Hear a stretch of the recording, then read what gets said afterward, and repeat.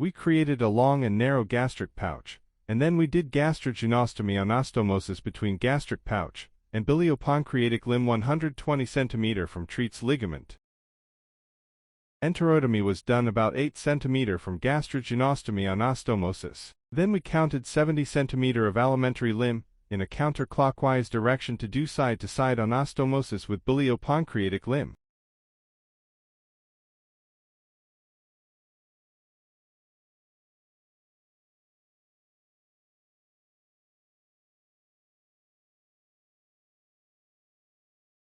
For closing of jejunojejunoidal space, first we put the alimentary limb in a correct direction.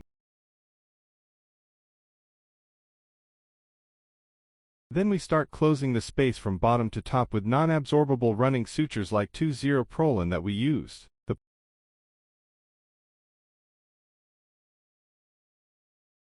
As you see, when you put the alimentary limb in a correct position, it is easy to find the suture line to close the space.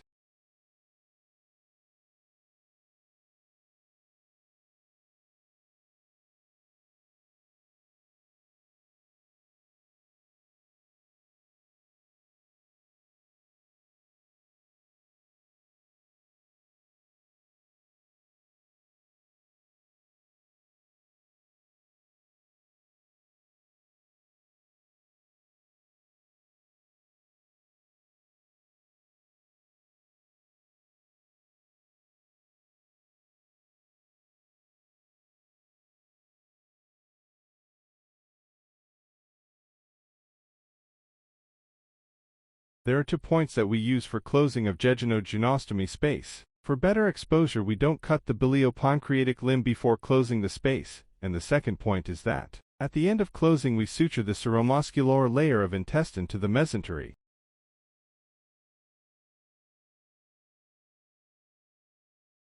We cut the biliopancreatic limb after closing the jejunojejunostomy space with endo-GI stapler.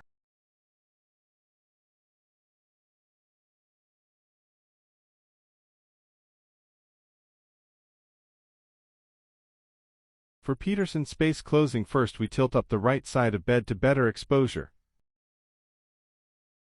The assistant grasp the epiploic of colon and pull it up.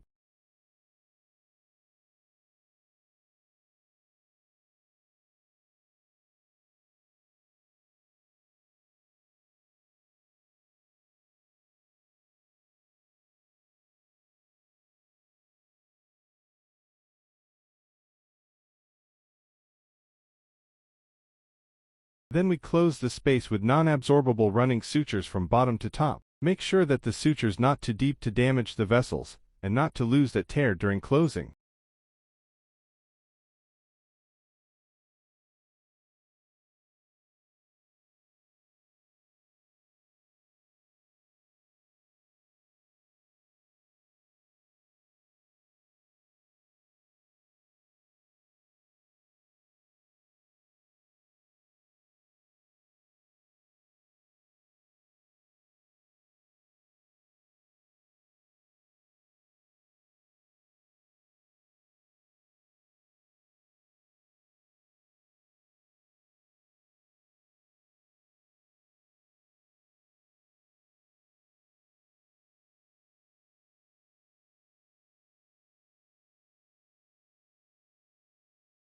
Key points for meticulous closure of mesenteric defect in Roux-en-Y bypass. 1. Identify critical defect. The first one is Petersen's defect, that is located between roux-limb mesentery and transverse mesocolon. The second one is mesenteric defect, jejunojejunostomy, that is located at the enteroenterostomy mesentery. 2. Use non-absorbable suture, for example polypropylene, ensures durable long-term defect closure, reducing internal hernia risk. 3. Technique for closure. To optimize the exposure of Petersen's space, the alimentary limb should be pushed to the patient's left while the greater omentum is retracted cephalad above the transverse colon by a grasper. The assistant's grasper maintains the transverse colon cephalad to expose the bottom of the defect through which the duodenum can be seen. Closure of this defect by a continuous non-absorbable suture is recommended. The suture is placed from bottom to top, anteriorly, to completely close the defect, taking care not to include any omental fringes, or the greater omentum in the suture. Exposure of mesojejunoidal space,